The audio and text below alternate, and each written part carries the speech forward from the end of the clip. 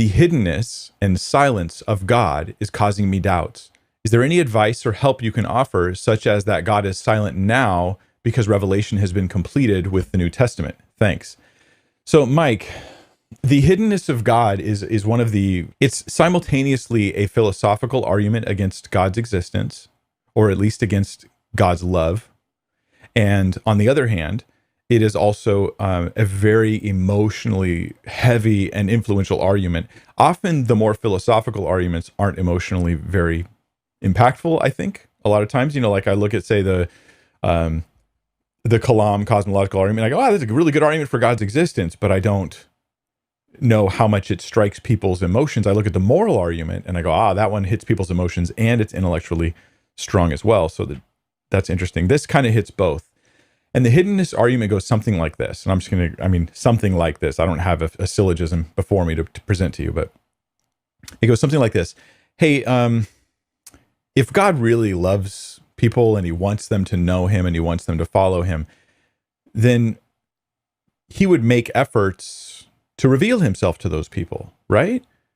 So if you had a sincere non-believer, a non-believer who was sincerely looking and searching for God, but not finding God, that would perhaps prove that God doesn't really love them and want them saved.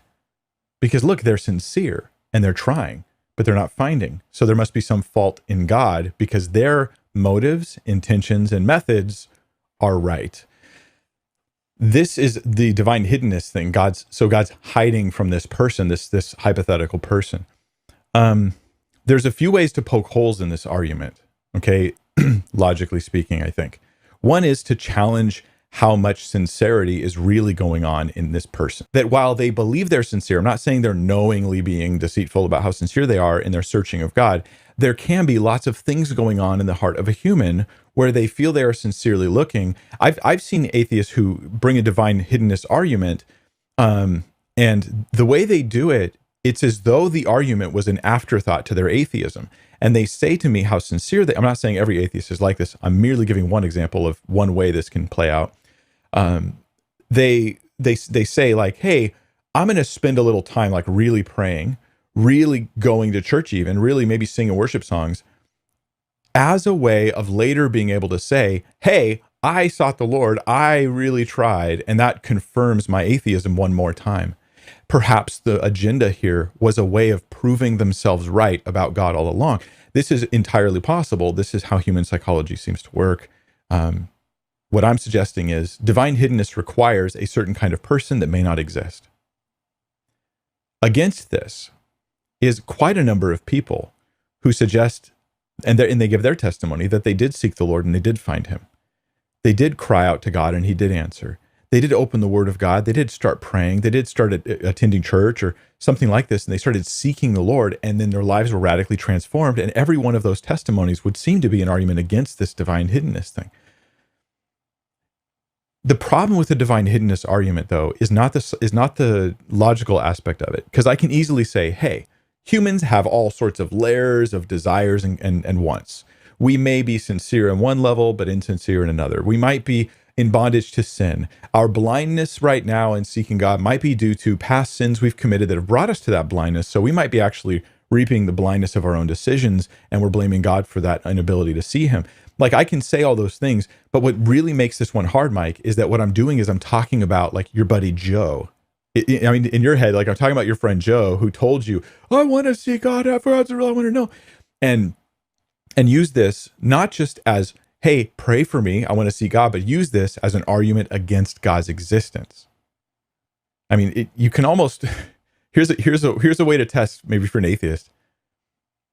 If you're sincerely seeking God and you really want to find him, why are you using your so far lack of finding him as a way of arguing for others to not believe in him, right? Like, this shows there's something going on here other than just a sincere seeking.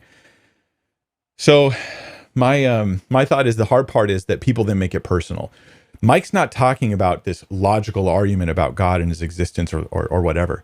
Mike's talking about me. He's attacking me personally. He's by making the argument depend upon if I'm the atheist, depend upon my sincerity and my integrity. I then come into a currently in our culture a very advantageous position for arguing, where I get to say, anyone who disagrees with me on this hiddenness thing is attacking me personally. They're attacking my sincerity. They're attacking my integrity. They're attacking my story. They're attacking my life, my lived experience. And that alone is incredibly persuasive for people, especially in our current culture. And for that, I go, okay, well, let's just acknowledge what's going on here. You're turning the existence of God into either I agree with you that you have good reason to think God doesn't exist, or you see me as personally attacking you because you've based your argument upon your own integrity and your own sincerity and the thoroughness and purity of your own search for God.